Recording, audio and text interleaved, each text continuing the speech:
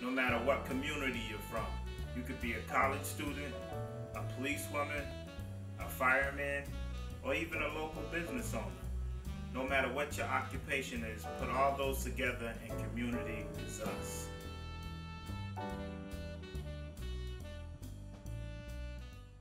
Welcome to Community is Us. I am your host, Paul Morgan, and today I have a very special guest, Janice Brathwaite, the Workforce Program Manager for the Massachusetts League of Community Health Centers. Welcome to the show. Why, thank you. Good to be here. Okay. Now, let's get right into it. Okay. Now, what was your motivation to get into the human resources? Well, I kind of came through it, by it to this particular Massachusetts League of Community Health Centers.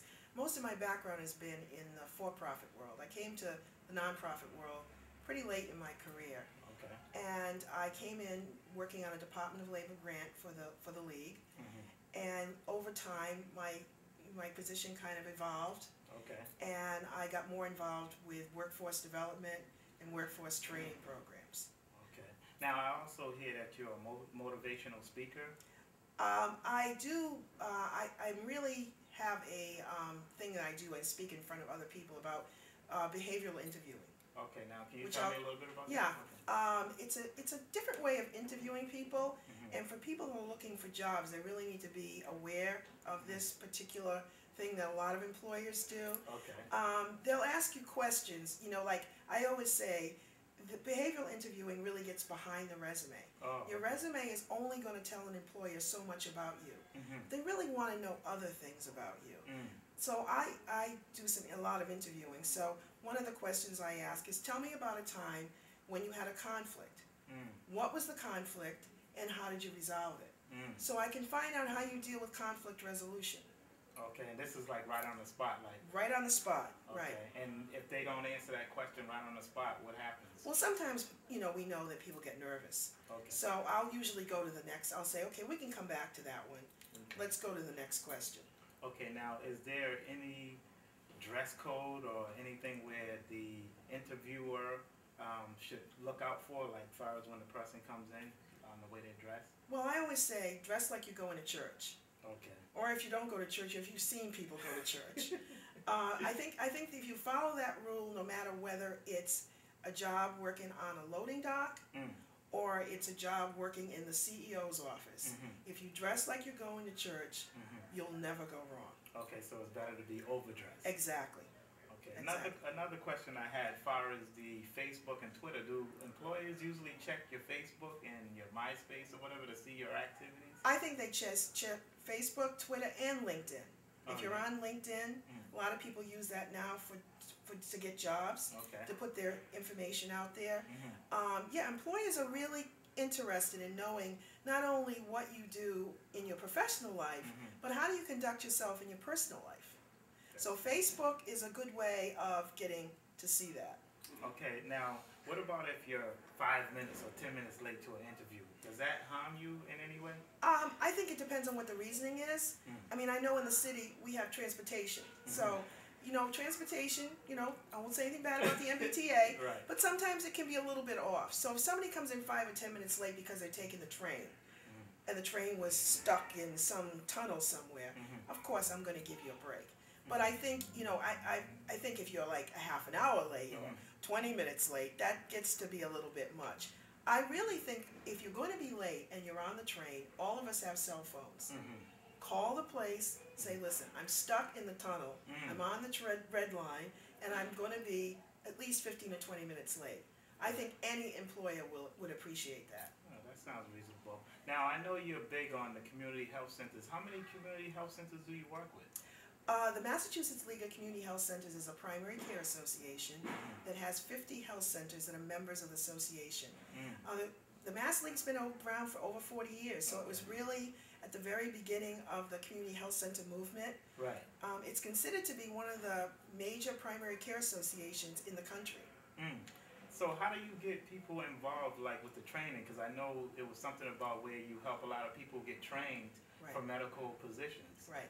Now, how do you do that? Can you tell me a little bit about that? When I first came in, we did a program through Department of Labor grant that we had that worked with people in the community to try to get them involved in healthcare careers. We were hoping that they'd all end up in community health centers. Not all of them did. Some of them ended up in hospitals. But we'd love to have people come work in community health centers, of course. But what we do now is most of our workforce is from the community. You see your community health centers all over the city. There are 29 in the city of Boston. Okay. And we really believe that you should hire from the community because who knows that population better than the people that live there? Right. So people come in and, they come in with high school educations, GEDs, college degrees. And of course, some of them come in with less healthcare background than others. Right. So you really have to kind of bring them along. And I think the community health centers have really made a concerted effort to do that kind of work with the community. Because they realize how valuable it is to have these, individuals come into the health center. Okay, I know at the meeting you mentioned it's good to volunteer because a lot of people, they were complaining on, I don't know how true this is, but like out of 100 people that send out their resume, only like one maybe get picked to get the job. So that's a lot of competition. Right. I mean, can you talk a little bit more Sure. about that? I think what employers are looking at, it's been a longer gap for people to get jobs. It's not like, you could go 5 or 6 months and you'll get a job. Sometimes it's 2 years, sometimes it's 3 years. So employers are looking at your resume and saying, okay, so you got laid off in 2007. What have you been doing since then? Right, okay.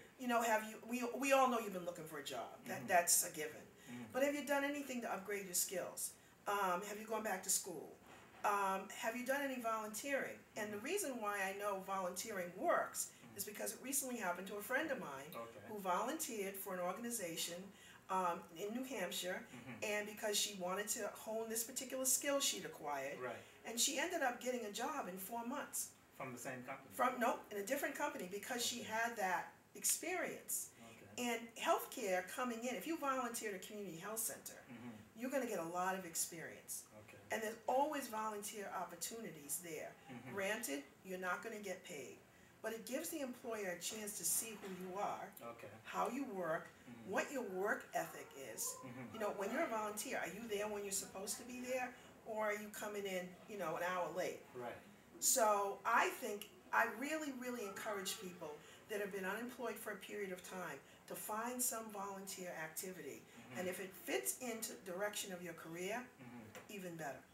Okay, now I understand too, a lot of people were complaining about instead of a resume being seen by a person, a lot of times now it's a machine. Right. I mean, how do we get around that? Because if the machine, because I know someone was mentioning something about buzzwords when they had the meeting at the career link.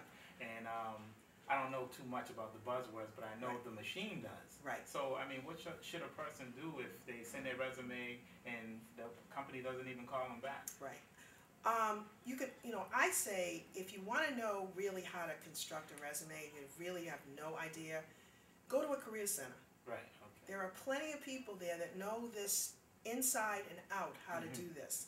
And what the buzzwords are, if you're looking at a particular company, they'll know, okay, you need to insert this particular word because we believe the machine's going to be looking for this when it scans your resume. So career centers, they're free. Right, that's true. They give you lots of courses, so it's a great opportunity for people to get free help. That's true. Yeah. Now, one of the other things, I know you were a professor at Northfield College and Quincy College. Can you tell me a little bit about that? Well, a long time ago in my career, I made a decision that when someone asked me to do something, even though I wasn't 100% sure I could do it, I had enough confidence to say, I'll do this. So I was approached by Quincy College to teach a course in computers. Cool. Okay. Now, I really don't know all that much about computers, but I studied up on it, and I was able to go in and teach a class of freshmen. North Shore College, they wanted me to teach a course on management, which was much easier because that was really kind of my forte. Okay. But I really believe that, sometimes we think we have to have all the skills to get the job, if you know you can obtain those skills as you go through, just say, yeah, I can do this. Right. Take a shot. That's a and good thing. work hard, and you'll eventually get those skills. That's good. That's a good thing, because a lot of people, they feel that they don't have the skills or the qualification because they get scared when they see bachelors. Exactly. You know, and then they just don't go for it. Right. So now you just said it's okay. Right. If you feel that you're capable of doing it, it might be something once you get in there you can do it anyway, but you just was too scared to take the risk Right. of applying for it. Go in and sell yourself. You know, this is a sales job. You've got to convince the employer that you're the right person for this job. True. So you need to come in confident. You know, you need to have done your homework. Mm-hmm. That's the other thing. People that are going out to look for jobs really need to do some extensive research on the place that they're going.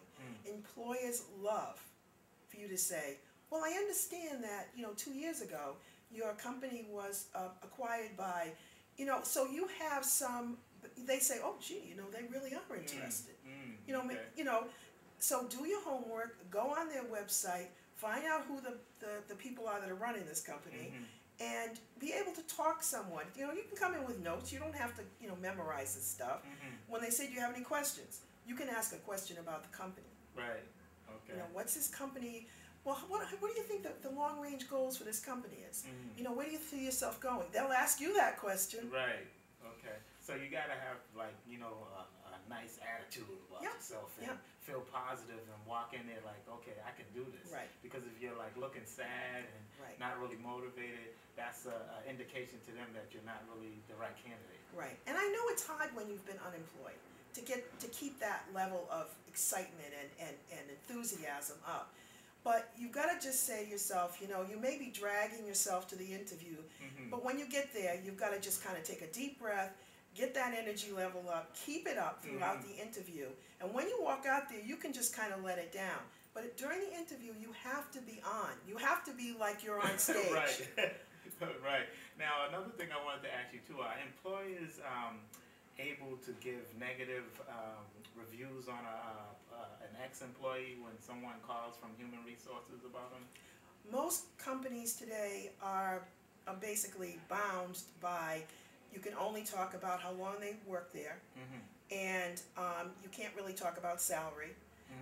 You're not supposed to give any kind of, you know, like, oh, he was a good employee or he was a bad employee.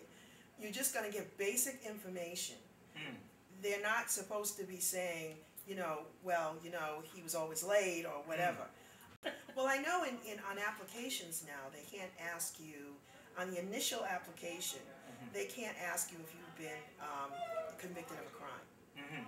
Because what was happening was, a lot of times people would fill out applications, let's say for, you know, a grocery store, and they would be automatically discounted. Right. Because they'd answer that question. They were never given an opportunity to explain. It could have happened 20 years ago, you know? Right. So they've taken, every application now should not have that on there. The initial application. The only way they can ask you that question is if they're going to offer you the job. Right. And then they can ask you if you've ever been convicted of a crime. And, you know, and then tell you if they're going to do a query or whatever. Well, a lot of people got discounted for interviews because they answered that question honestly, and then their resumes just got, I mean, their applications just went in the trash. So I think it's good for job seekers to know what their rights are. I want to say thank you for coming on the All show. right. I appreciate it. And we'll see you guys the next time, same station, same time. See you later.